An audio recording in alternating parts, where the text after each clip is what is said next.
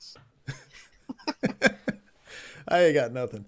That's what I'm saying. It's like My name is Jimmy, and this is my podcast, Vineyard Trash. this. And We like to what? talk about Thank you for listening. And here's my musical intro. massive multiplayer online role playing games. Oh, we're gonna get so much hate for that. All right. I don't know why you hate Jimmy so much. Like all the names you could pull out.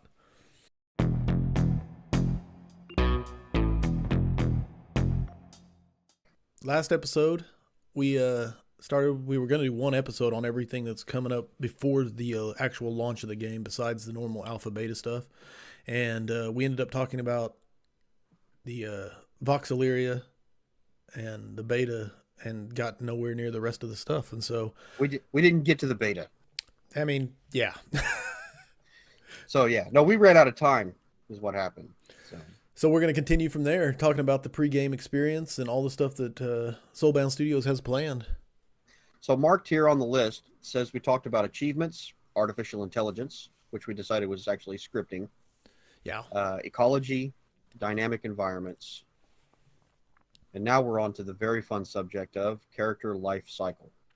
Well, again, this is all in the context of the alpha, is what we were talking about. No. Yeah, Vox Elyria. These are the things that they're testing when Vox Elyria comes out. Trying to figure out what mechanics work and what adjustments need to be made in the pregame experience. From what I've seen, read, and heard, the plan here is to throw out Vox Elyria, which is first going to be basically a graphical Discord channel. For the most part, where you can walk around and talk to people.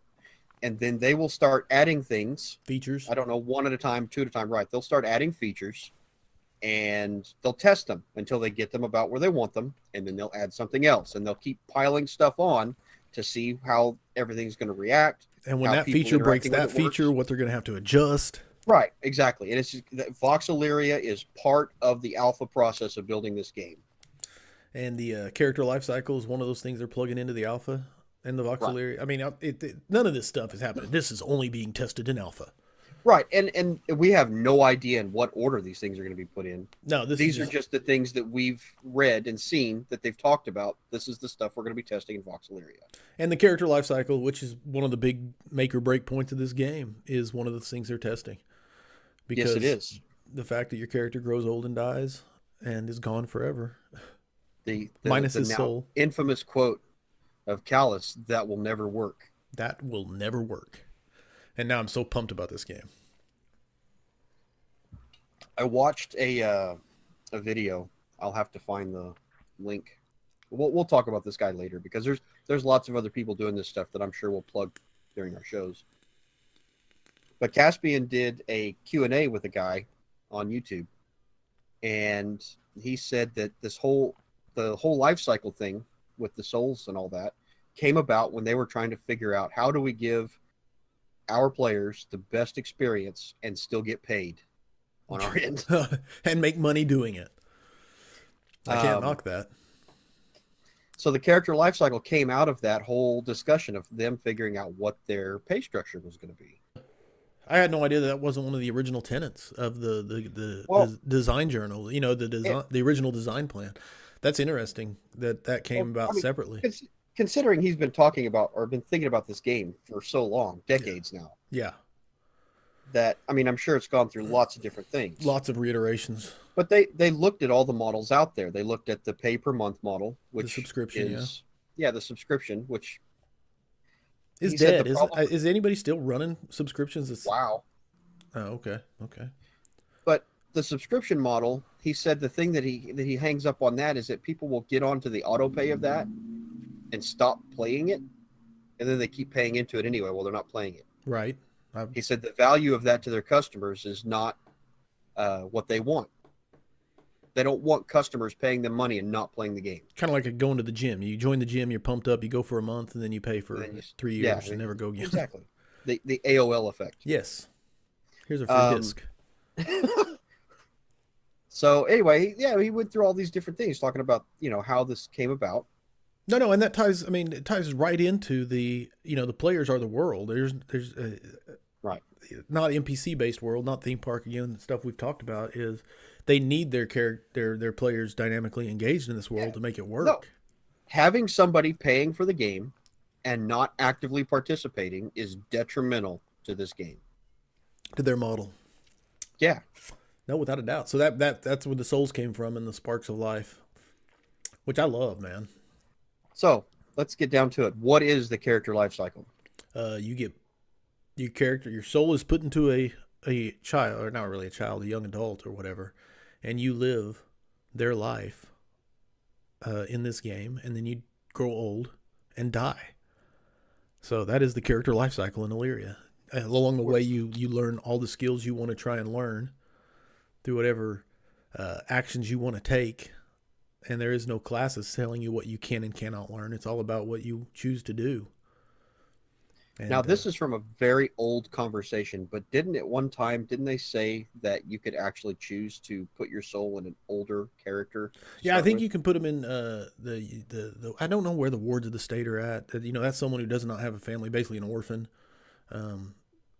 And that gives you a lot more freedom than being, because when you create a character, you can actually go in there and you find a family that exists in the world, and one of their children or descendants or whatever you want to say, and you put your spark of life into that person in the world, in that character, and you're part of that family, and your soul is born into that character, and you play that character. And then the opposite of that is the ward of the state, which is an orphan. Your spark of life, your soul is put into a orphan which has no family and none of those constraints. But in the family you choose, of course, we always use blacksmiths. If you choose to be born into a family of blacksmiths, then you're going to have some blacksmithing skills to start your character with and things like that. If you're born into a warrior type family, then you're going to have some warriors. It's just different than most MMO games where you go to character selection and you pick a race, adjust the face, pick your class. Okay, you're going into the world. As a player, as someone who is the family, let's say, or in the family, can you stop someone from becoming part of your family? Yeah, you get family codes so that, like, if I want you to be in my family, I can give you the family code, and you have that code, and then you can come in there and see what's available, and you can be born as one of the children in that family, or take over one of the children in that family as they start their life. And you can also go the opposite way, which is you have a closed family and no one can be born into it. But do not let your family code get out there. People will come in, just come up, eat up all your. But no, and it's cool that there's going to be people who want to go both ways. They want a wide open family that you don't get to pick your family, so the people are going to play that way. It's like, oh God, I hate this. My brother's a dick, and I can't believe it. And I think most people are going to keep their families pretty closed and only, invite people in who they've met in the game and say, hey, you're about to die. Why don't you make your next character right here? It'll be interesting to see how it works. Yes. TBH. So what other questions you have about the character life cycle? I'm trying to think, man. I mean, it's been said on the Discord and in the different things that it takes multiple lifetimes to grandmaster a skill. Like if you do nothing every day but focus on one skill, you still will spend an entire life cycle and not be the top tier of it in the world. But the cool part is when your soul is reborn, you get skill ramps based on what the previous life was, so you can get back to the point you were faster. So it's not like your character grows old and dies and you lose all progress. So that's kind of a cool middle ground towards your character living on. So the ramp feature, we'll call it from now on. The skill ramp. The skill ramp means that any work you've put into the skill, once again, we'll go back to blacksmithing. Any work you put into blacksmithing and your character dies, when you get your new character, when you're reborn, they don't start off knowing all the things you knew before. No, it's all gone. I mean, and like if you're not born into a blacksmithing family, if you go and you're born into a noble family, let's say, then you may have some haggling skills and some, diplomacy and that kind of whatever nobles get. Some look down your nose at people's skills, and have absolutely no blacksmithing skills to start out. But the ramp itself means that instead of taking, let's say it took you a month of real time to get where you were before, now it's probably going to take you couple weeks to get there, because the ramp is and I think accelerating you up to where you were a little bit faster than. And it's the only way you can achieve the Grand Masterhood or whatever the top tier Right. is through multiple lifespans, because there's no way to do it in one lifespan. And I think that's the biggest thing they're going to be testing in the Alpha 1 is, okay, what's worth it? How much does the skill ramp accelerate? How, Yeah. how far can someone get in one game on a skill, and it just the basically the player character element. And the great thing about this is that I think they're trying really, really hard to keep people from gaming the system by making these things take time. No, and what's really cool is, the game starts in the Bronze Age, right? And people are going to be starting at various levels depending on if they come from what families they come from and things like that. But so your lifespan, let's say you live 3 months in the game, just as a generic number we're going to pick for now. And by the end of that 3 months, people who've worked really hard at blacksmithing, they're like a 40 on the scale of 1 to 100. You know what I'm saying? They're approaching the end of their life and they've worked really hard. But it's just the overall level of the world is lower. And then as the world progresses and people die and are reborn in their skill ramps, then the overall levels cap of the game almost goes up. The skill cap of the game almost rises as people master things. But 40 is basically the skill cap, and I'm making the numbers up, obviously. But 40 is the skill cap at first for the first generation of characters. You know what I'm saying? No, yeah. I think the point here is that no matter how good you get at something, somebody somewhere in the world is going to advance the technology tree in spite of you or without you. And so you're always climbing to that next step. And the other part is the resets ensure that there's never a time when the basic blacksmithing is just gone from the world. You know, like in some MMOs where it's just like no one wants to make the 10 dagger, other than they make the 30 of them to get their skill up. And then those are vendor trash and sold. There's always going to be a new blacksmith or someone new who's starting out again and trying to ramp back up to where he was. So those low blacksmithing skills are being used by people and creating those items that are needed in the world and part of this closed economy. So and the other thing that we talked about before was I don't know if we have talked about crafting very much, but we have not hit crafting too much.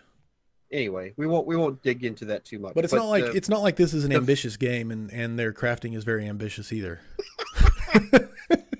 What I was going to say is that the physical skills, the mouse and keyboard skills that you gain from crafting, you will always have.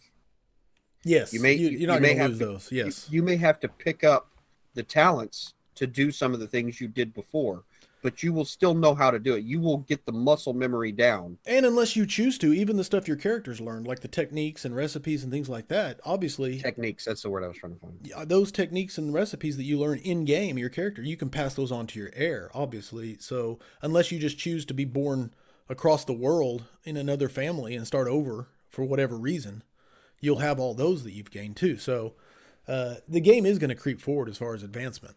No doubt about it. Yeah. Again, man, this cannot get into is its alpha own fast episode enough. without fail. Crafting is its own episode. So, dude, skills and advancements and their whole failure to advance and challenging and pushing and all of it. So yeah, there's so much. Like I said, not a very ambitious game. Not at all. Not even close. Let's just make understatements the rest of this episode. All right. So character life cycle and souls. Yes. I think we've touched on that enough. Yeah, I think so. I mean, the souls is just a really unique thing of you really don't have a character. You play the soul, and that's and you'll get multiple souls to choose from depending on. I think the basic game comes. If you buy the basic game, you're going to get 3 souls. I think that's where it stands right now. Of course, alpha and beta could change all that. They could be like, no, people need a bigger selection. Have we talked about the difference between sparks of life and souls? I don't think we've touched on it at all. So let's do it. The economic model of this game is the spark of life.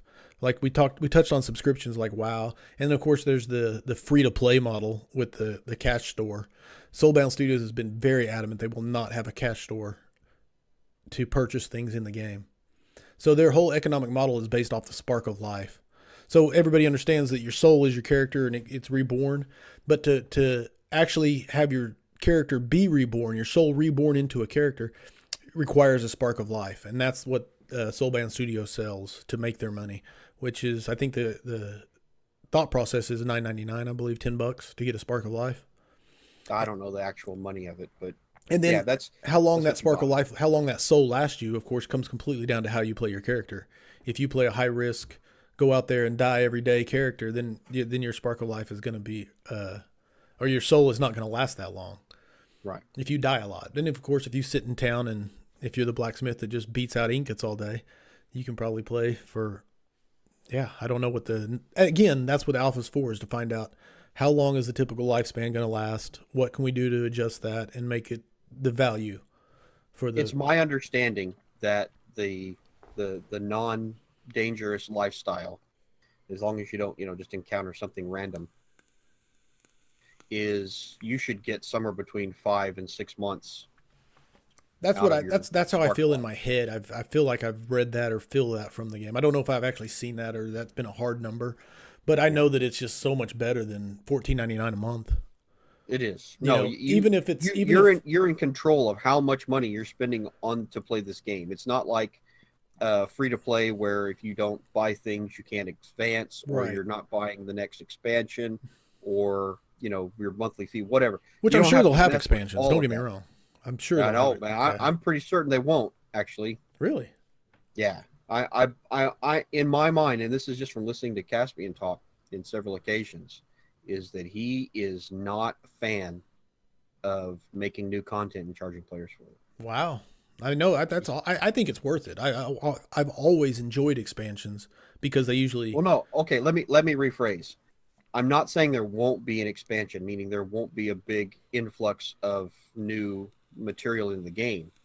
But I don't think Caspian is going to charge people for it. I don't think there's going to be a new box come out I got you. that says, I've "Hey, never had a buy problem with this." paying for new content. That's just the way the games were built. You Right. race. You get to the level cap and you can't do nothing until the new expansion comes out. Here's a new expansion. I'll always I pay 50, $60 for a game I going to spend time on. And that's my take on the value of the spark of life. Even if you died, like we'll do the quick math. 1 week is a year. So if your average character lives from, like, let's say you start playing him at age 18, and the average lifespan is 70 years. You're talking, what is that? 18 from 70. But and average lifespan is a lot to do with how quickly your body deteriorates over time, right? right, and again, I don't know. that's the stuff they'll be testing in the game and stuff and things like that. But Right. even if you're talking $10 every 2 months or $5 a month to play this game, and to me that's just an incredible value compared to what I've paid in the past. Yeah. No, I honestly think that for the most part, most people will probably get 2 or 3 months out of every spark of life. But I do come from pay $60 for the game, get a free 30 days to play, and then start paying $9.99, $12.99, $15.99, whatever the price is, Right. and paying that monthly to keep playing it. So to me, it's like a $75 investment to play for 2 months, and then $15 a month from then on. Right. And in this game, you could buy the game, and I think when Three, you buy the game, you get two, don't you? Two sparks two of or life. three. Okay, so maybe two, but either way, Yeah. You're buying this game, and you could potentially play it for more than a year on without your ever buying another spark of life. right, Potentially. potentially, depending on what the numbers actually come out Right. to. So So even if it was 1 year, that blows away just about every other MMO model I've ever come across. yeah, there's no doubt. All right, enough of that. Yes. The other thing Story is engine. story engine is what they will be testing out in Alpha 1, and the story engine is old. I think this is the what was the original thing Caspian called it? I forget. He had a cool name for it. I should have researched that out. But basically Caspian built this himself way back in the way back, and it's the germ of the entire Chronicles of Elyria that we come to know and love, and it's this story engine. And we've touched on it before with the characters, and everybody has a destiny. But yeah. What do you know? Proteus engine. Yeah? Is that The what it's what? called? Proteus engine? I think it might be it. It's been a while. Uh, What's one of the original journals I read way back in the way back that got me so excited. But there is an overarching 10-year story plan for this world, and it's going to be different on every server because it's going to unfold, and the engine actually reacts to the player choices and your choice to chase the story and affect the story, and it's tracked. And again, it's mind-boggling to think of all the potential of it, and whether, again, the ambitiousness of it, and tied into everything else we've talked about. Yep. Proteus engine was Was what it's listed as in the dev journal. Gotcha. Dev journal number 2. Gotcha. Okay. And that was his original brainchild that he's been working on for 2 decades or so. Yeah, so let's go through this. In my The head, first you know, one- it's he's working at these his normal day to 9 to 5 job, and he comes home and codes at night. His little baby. Now, whether that's true or not, that's the way it is in my head. Goal number 2 of the Proteus engine is for the heroic player to feel truly heroic. Most contemporary, these are Caspian's words. I'm quoting Caspian right here. In most Quote it up. contemporary MMOs, characters start out as the lowest level and eventually reach maximum. At this point, aside from small differences in build configurations or different equipment gained from repeatedly delving the same dungeons, all characters are effectively equal. This destroys the illusion that we're heroes in a fantasy world where we alone hold the fate of mankind in our hands. He's really good. He's really good with the written word. In Chronicles of Elyria, the player must take risks, be heroic, and repeatedly put their character's wealth, prestige, and even life on the line to achieve heroic status.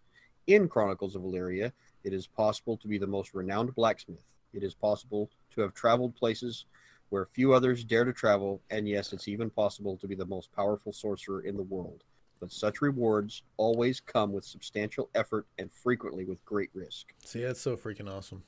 The first time I read that is the first time that I really got excited about this game. That's why I wanted to go look it up. Yeah, when I first read those first dev journals, and specifically that's part you're talking about, I was like, holy crap, Caspian gets me. Now, we could go through and dissect all of these goals, but again, I think this is going to be an episode in itself, so I won't. Okay, fair enough. But the story engine is talking about it. That's the thing. Basically the crux of the story engine of what it's supposed to do. Yeah, and the beauty of it is it ties right back into the character life cycle. The fact that your character grows old and dies means, and the more chances you take, the more risk, or the bigger the cost it is to your soul, and it's just it's all intertwined. It's not independent. It's just great.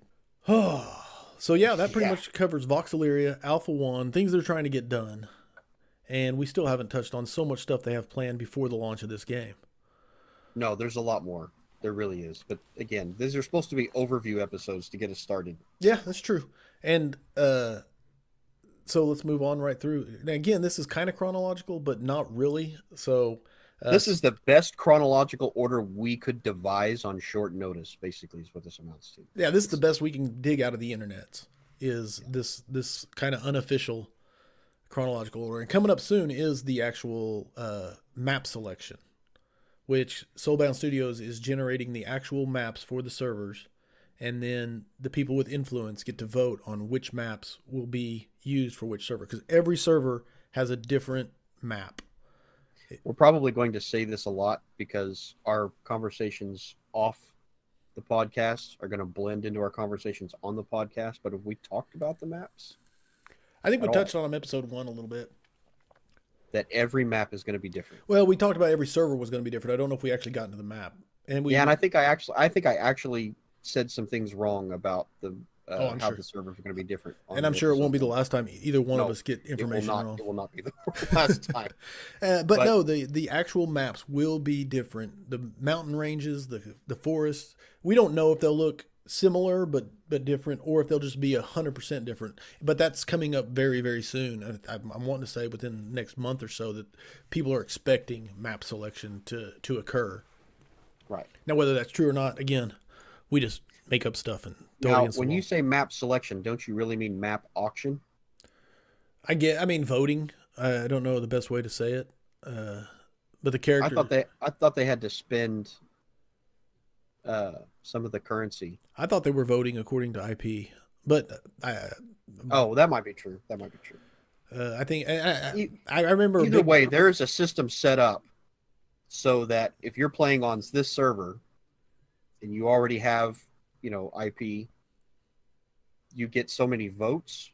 And I read there was a long discussion in Discord about whether it was pure IP vote, or because the discussion there was, well, the kings that have thousands and thousands of IP, millions or whatever the numbers are at, then everybody's small votes really don't matter.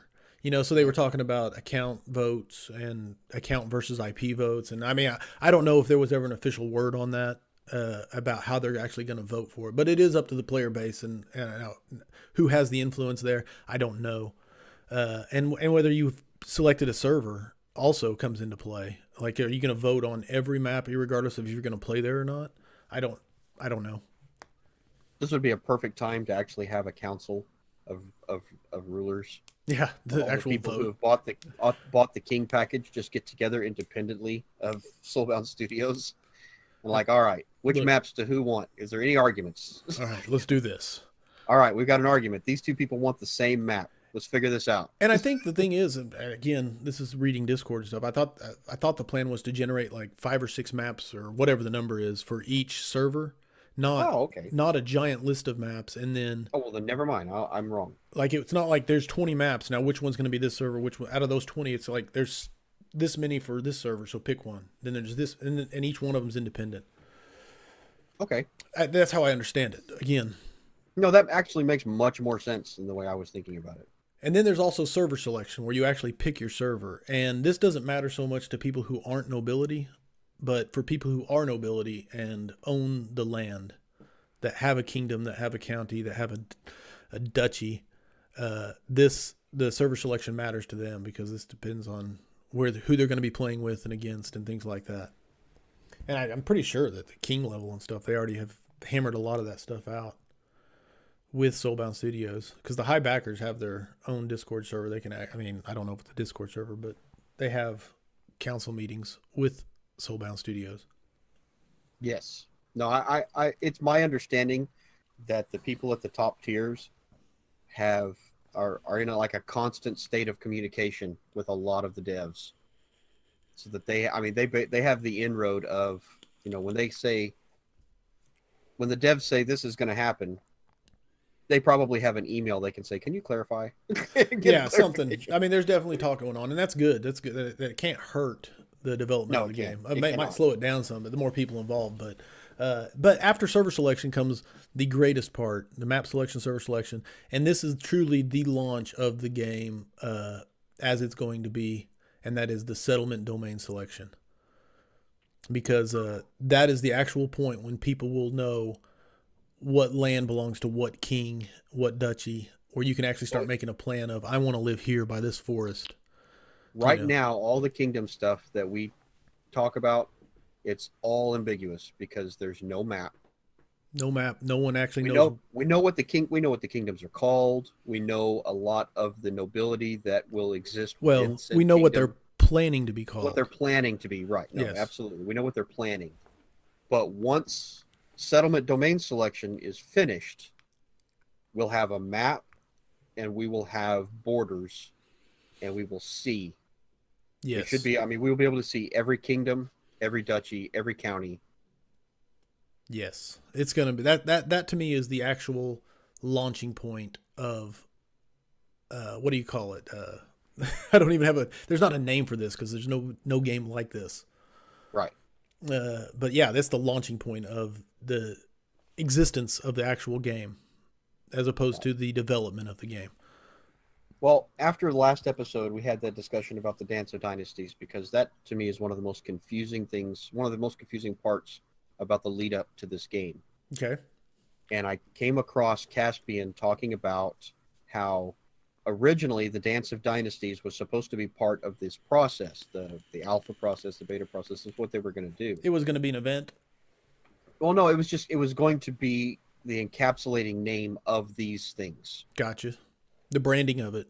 But what happened is that as soon as the backers started buying their nobilities and their titles and their lands, they started interacting with each other, and they started playing the Dance of Dynasties. They started playing the Dance of Dynasties, irregardless of the actual game.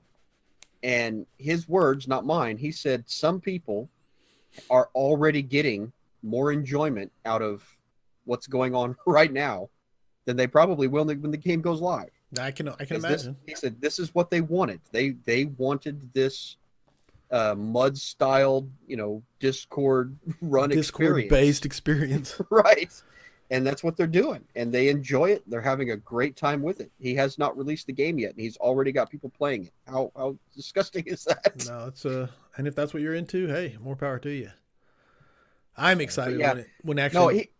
what I was trying to get to was that he said the meaning of the phrase Dance of Dynasties has changed several times since they first said it, all because of the player base taking it over.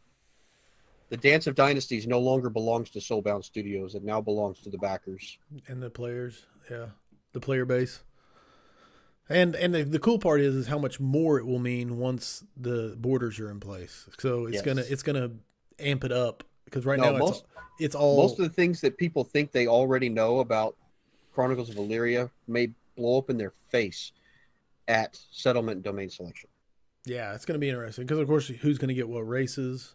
I don't know if they've worked that out or not. And then because you've got all this stuff going on the surface, like on the Discord service or Discord servers, where a kingdom has accepted, these barons, and these barons have accepted these dukes, and all the way down. Yeah. People have made alliances and treaties and have plans. You don't know what's going on behind the scenes. Yeah, and we don't know how some much of this stuff could be a complete front. They have a completely different idea, and they're shining these other groups on. Yeah, I don't have reasons for why this would happen. I'm just saying, in my mind, this is the kind of backroom dealing debauchery that is capable whenever you have people in charge of stuff. Oh, there's no doubt. And the settlement domain selection will be the first thing that solidifies a lot of the the nebulous dance that's going on. This will be the first concrete movement of the nebula. And I don't know if there's room for maneuvering. No, again, I think this comes into, I think this is where we transition here, even on our page, to Kingdoms of Elyria. Yep, that's the next real big, unique thing about the pregame for Chronicles of Elyria, and it's the first, besides the Voxel Elyria, the Voxel Elyria is more testing systems and things like that, but the Kingdoms of Elyria event is an actual mini game to be released that the kings and counts and dukes and barons can start playing. It's just a traditional kingdom management game. Don't think of an RTS. What's something without me? Well, I like the way that it's written here. A land management and political simulation. I had the word and I lost it. Simulation. There you go. It's a giant kingdom management simulation, and it will include features to do like the kingdom land domain management, settlement building, architecture construction, zoning the land for different places and people, and basically they're doing this so that Soulbound Studios can gather all the information on how the kingdoms and the nobility is going to interact with each other. And start working on the mechanics to make those things possible and smooth. You can change alliances, declare wars, fight for the shared resources. It's just you can move your armies about, send out orders and couriers, and it's just there's a whole bunch that they plan to test while these guys get to actually play.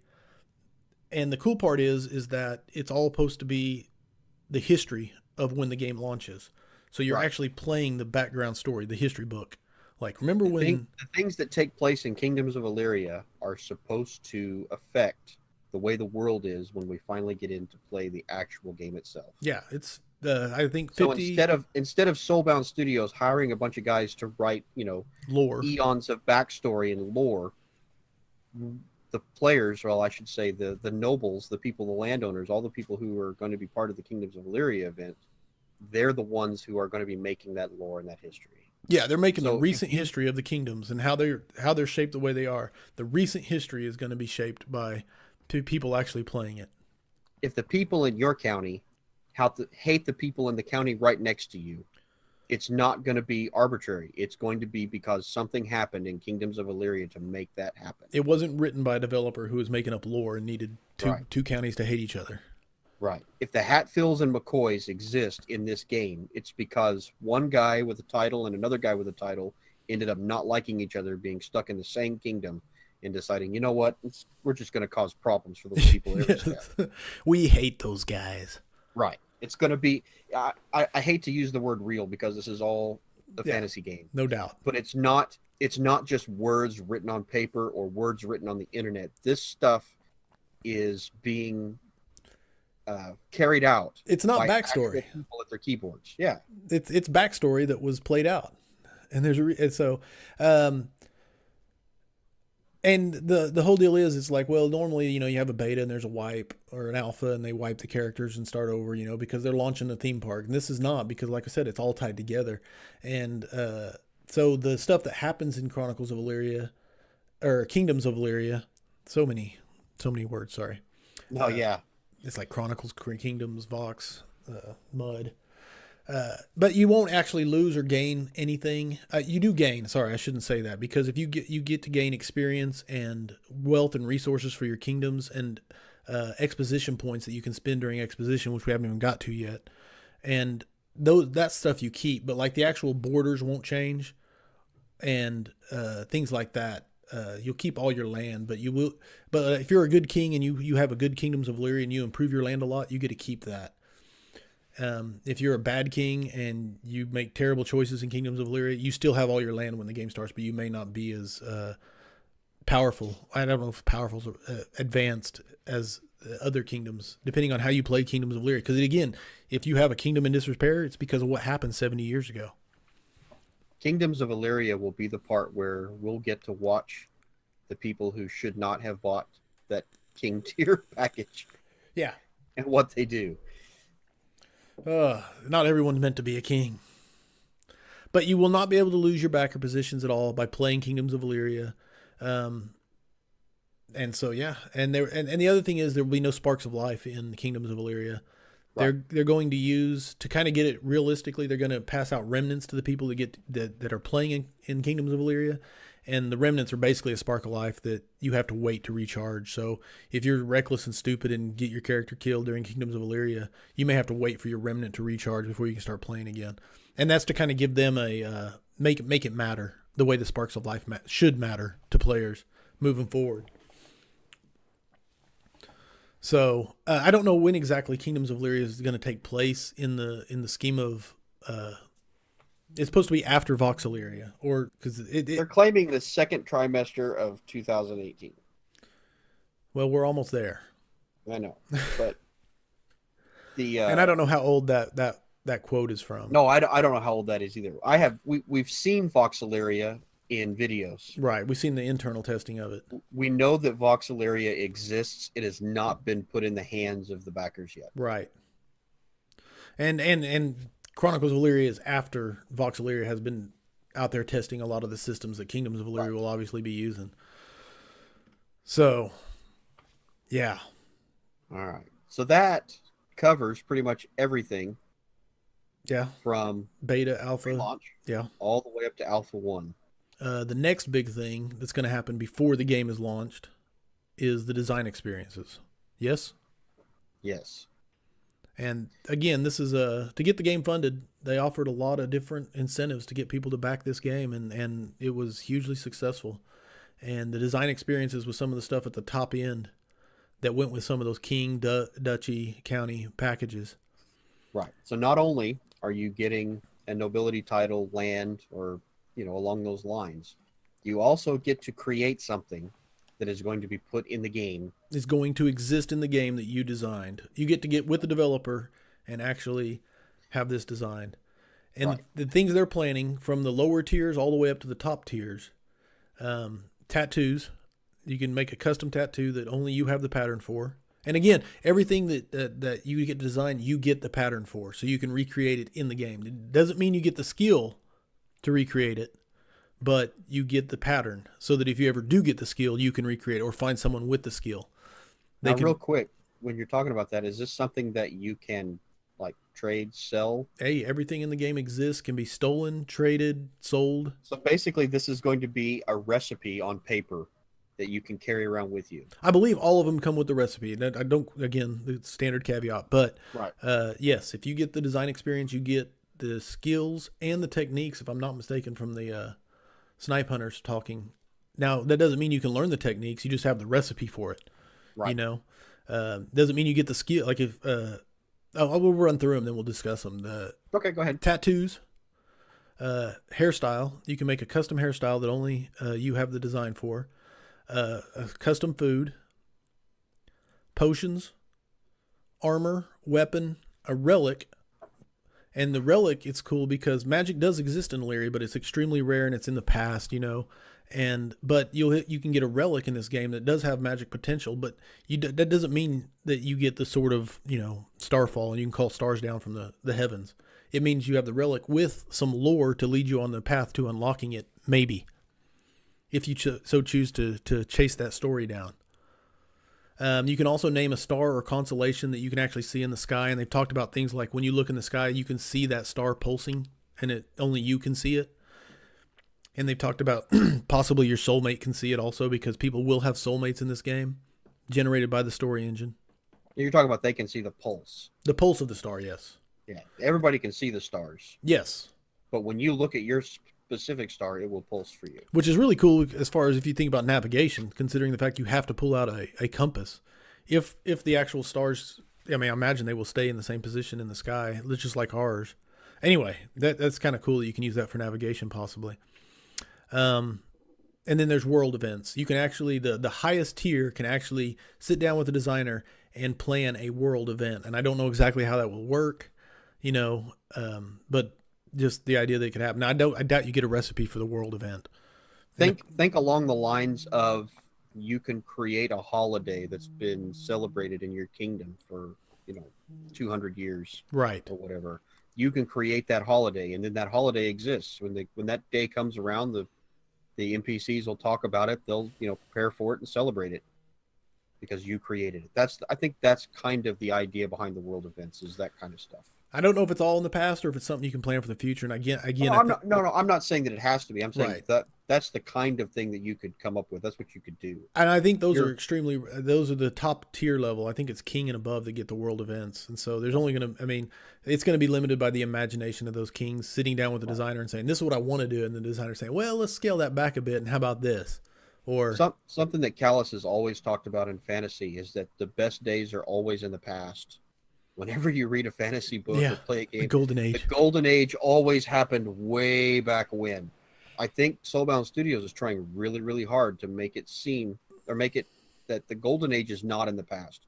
We are coming out of the Dark Ages, and when the game goes live is when our chance to make that Golden Age is happening. And I'm not sure that there isn't a Golden Age in the past, and we might be trying to get back to it. I don't know. I don't know that specifically. Again, this is just based on listening to Caspian talk over the last 2 years. It's not the event. There's the Cataclysm. It's not called the Cataclysm because Caspian was in Discord actually talking about saying, what makes you think it was a cataclysmic event? Then he was like, I'm not saying it wasn't. And they were talking about a specific design or a specific journal that had been put out on the lore of the world. I forget the name of the event. But anyway, digressing. Design experiences. Yeah. You get the pattern for them. But you do not get the skill to make them. Right. That's up to you to unlock as your character. So, again, something that no other game I think is really off. I mean, I know other people have other games have had stuff you can add to the game, but the level they're going to is just phenomenal. I love that this is something that you can tie to your family line. Yeah, your bloodline, your heritage. You know what I mean? You paid real money to become a duke, and you're like, okay, so I'm a duke, my family's noble, I have land, got titles, but here's something that I can create with my own two hands in the real world, transfer it into the game world, and even if my family dies out, this will continue to exist. Live on. And only my family can have it unless I get it stolen or choose to share it. No. That is not true. Not true. What you just said is 100% false. What are you saying? If you make one of these things, let's take an example. Let's say you make a piece of armor. Right. And the only way you can keep other people from having it is if you hold on to the recipe. If somebody else gets the recipe, they can make it. That's what I said. No, you didn't. You said the opposite of that. No, I said unless they steal it or trade it away. Okay, never mind. I did not hear you say that part. I was right. I probably jumped on you way too soon before you finished your sentence. I don't think you heard it right. I didn't, because that was a point of contention in one of the videos that I watched. Gotcha. That's what the king said. The guy who is actually a king in this game was like, and when I create this, nobody else can ever use it. And I think it was Snipe Hunter that's like, no, anybody can use it. Anybody can make it if they have the recipe. If they get, and the skill and the techniques. And it's obviously right. I mean, all the things that go with it. But unless you, I mean, if they kill you, you have the recipe on you. They loot it off of your body. They can go make one.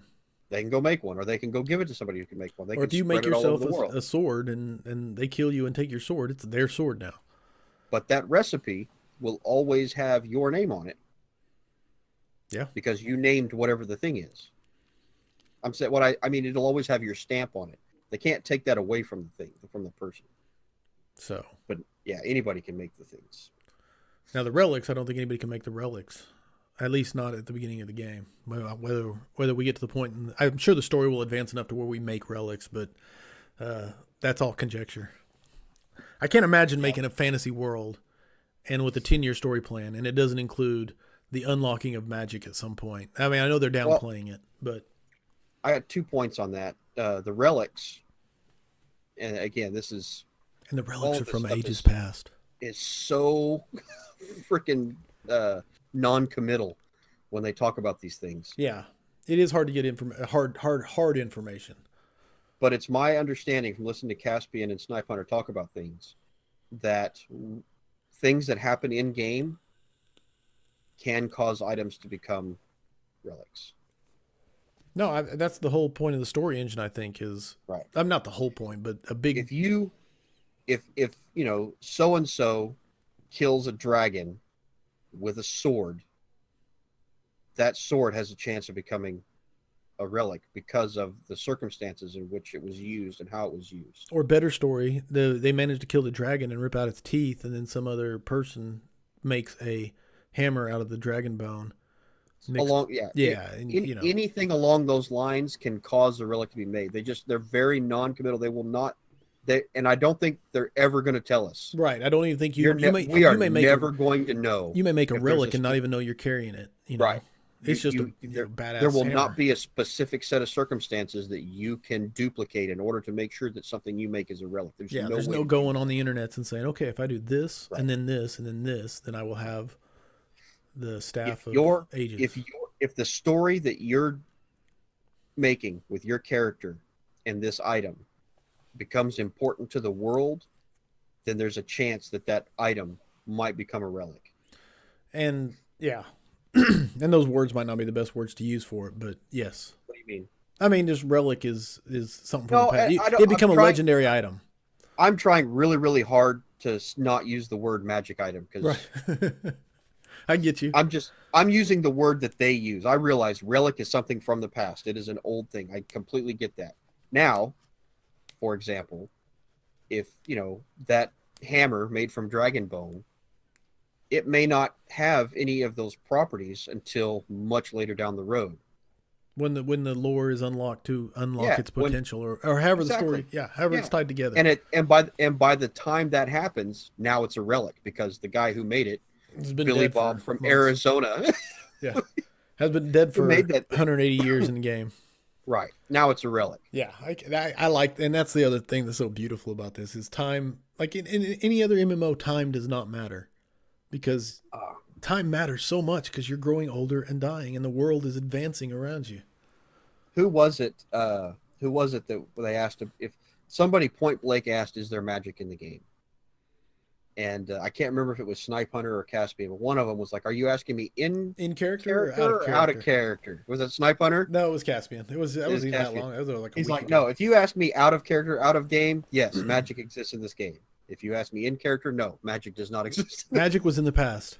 Magic is not real anymore. It's in the past. And I think the original question was liches and vampires.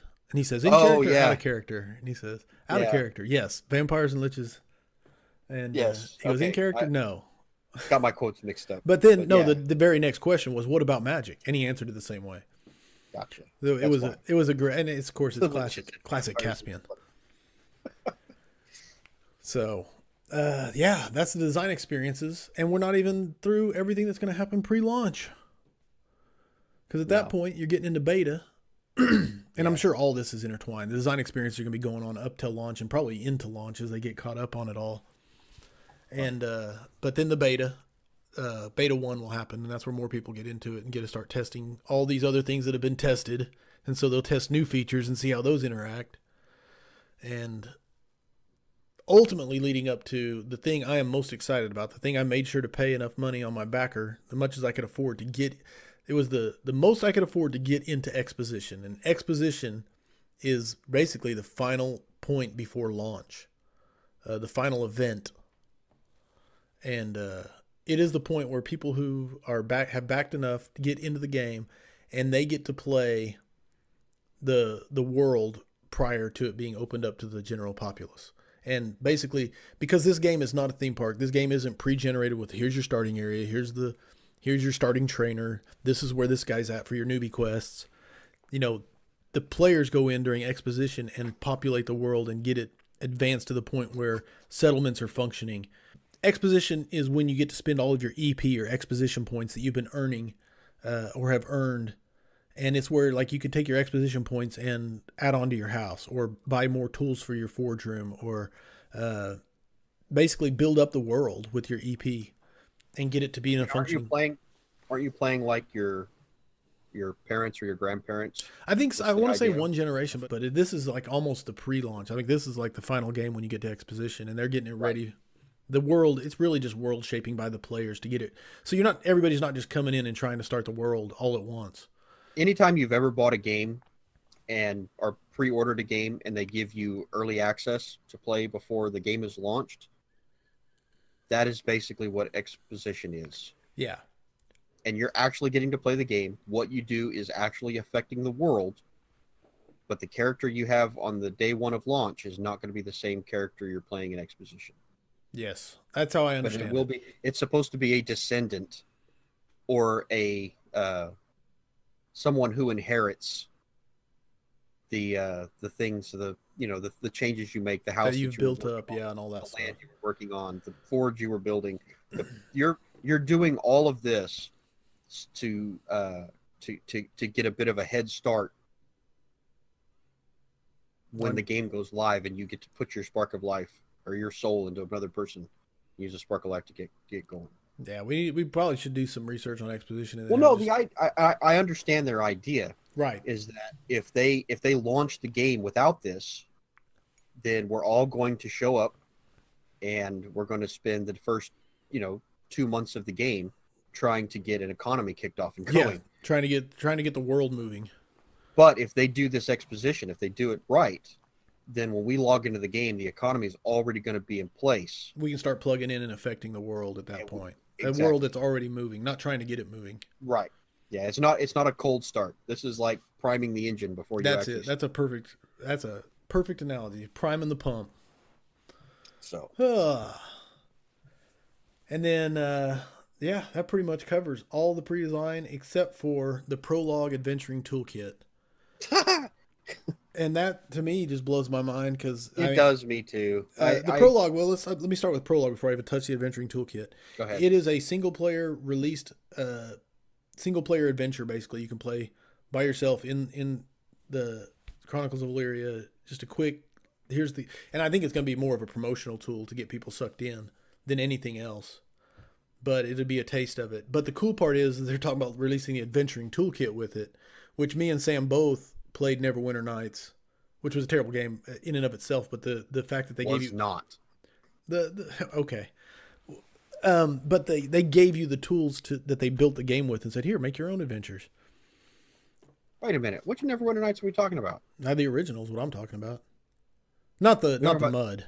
I'm talking about the actual released game where you could build your own role playing game basically.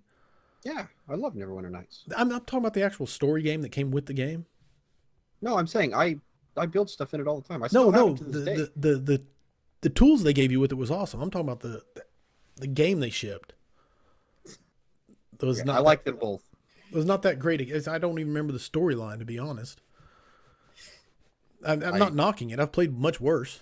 No, Neverwinter Nights, the original, not the mud, not right. the MMO thing that came out later, but the actual game where you could, get people to come into your game, top-down view. Top-down, yeah, isometric, create quests, create NPCs, create items. One of the first games where you could DM or other you could people. game master Yes. and have other people playing it at the same time. I loved the single player game that it shipped with and the toolkits. Okay, I thought the single player game was forgettable and the toolkit No, was unbelievable. Single player game is one of my all time favorite games, top 10. Okay, well maybe it's just my memory. I don't know if I ever even finished the single player game. But I did love the toolkit, so it didn't matter. But basically, that's what they're talking about here. They're giving you a toolkit to create. You can run a group like your D&D group. You can run them through not a MMO, but yeah, basically a online adventure that you put together with this toolkit. Right. And if that to me, that's like a single product, independent of. I agree with you. I mean, good I would Lord. sell that. I mean, if that's true, what they're doing, I would sell that. Yeah, and People would buy it. They may be planning to. I don't know. I need to go look. I think at the time it was included with the prologue and the backers, but dude, to me that's a single product on its own worth $60. You give me something I can create online adventures and my guys can log into it and play it. Right. Holy crap! And I can still interact with them in real time. Yeah, absolutely. So with much better graphics than Neverwinter Nights, which was its only downfall. After that, man, it is time for probably the open beta 2 or whatever. I don't even know where the timeline that falls in. If Exposition would be the final thing, or beta 2 will be wrapping up. I don't know. That's conjecture. It's probably could have got more clarification on the Discord server before I start talking about it. And then there's a stress test, and then the launch of Chronicles of Elyria. Sometime in the future. Hopefully, sometime in the future. I've heard dates being thrown around. Of course, the internet, they're always making crap up and posting on the internet. But the general idea is that the end of 2019, the beginning of 2020. I think that's realistic for all this stuff they have planned. I think that is what people are expecting. And I hope my opinion is that it's going to be a little sooner. My heart wants it to be May of 2018.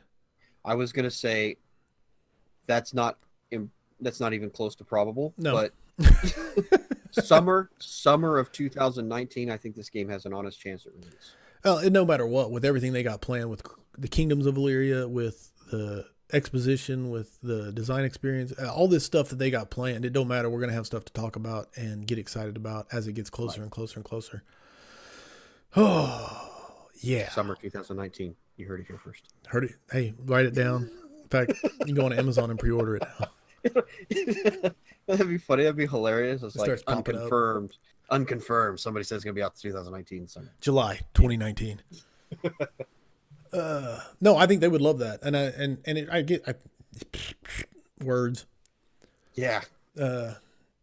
I'm anxious to see how the alpha and start getting the information on the Vox Elyria and watching Kingdoms of Elyria unfold and being able to go look at the map and seeing armies move. And, oh, God, it's going to be so awesome. Right. In the short term, I'm most excited about seeing the maps with the borders on them. Short term, that is the thing I'm excited the most about.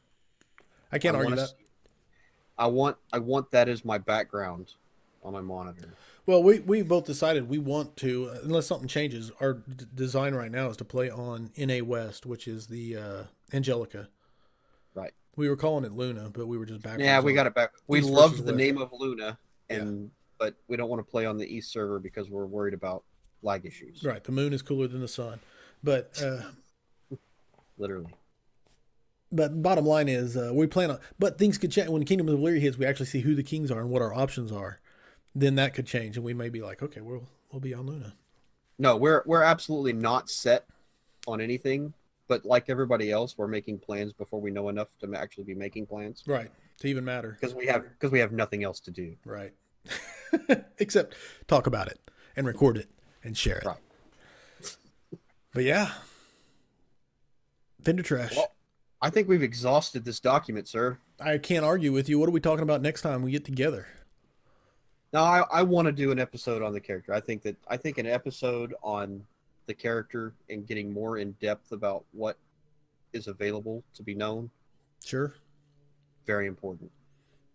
Cannot would be nice argue. to have some really good notes in front of us when we do it though. No, I agree with that. State. We got to do some research. Pull out as much information as we can drag out of the internet. So there you go. That is our prediction. Next episode, we are going to go in depth, deep dive on player characters. Player characters, everything from the souls, creation, daily life, going offline. The biggest thing for me, death and dying and spirit walking and what we know about it, spirit loss, all of that. So, all right. We are Vendor Trash. As always, if you got something you want us to talk about, please hit us up, vendortrash27@gmail.com. Great show, sir. We will see y'all later. You, as always, were phenomenal. Peace.